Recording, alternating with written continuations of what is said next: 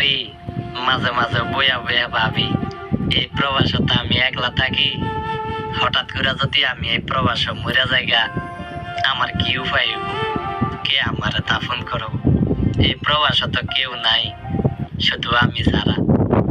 বাপ মা ভাই বোন আত্মীয় স্বজন সবাই তো থাই দেশ। হয়তো বা আমার লাশটা দেশ যাইব অনেকদিন পরে, লাশটা পয়সা যাইব গা, আমার এই চেহারার স্মৃতি সত্তর কিছুই থাকবো না। দেশে যাইব অনেক মানুষে চাইতে আইব, সবাই নাক কাপড় দিব, কইব লাশ পচা গন্ধ হয়ে গেছে গা। আবার অনেকে কইব আগে চেহারা কিছুই নেই, চিনা যায় না। তো সবাই তোরা মাটি দিয়ে দিব। এই দিনও যাইব, এই হাসি খুশির দিনও আমার একদিন বন্ধ হয়ে যাইব গায়ে। সর্বশেষ বিদায় নিতে হবে কবে জানা নাই।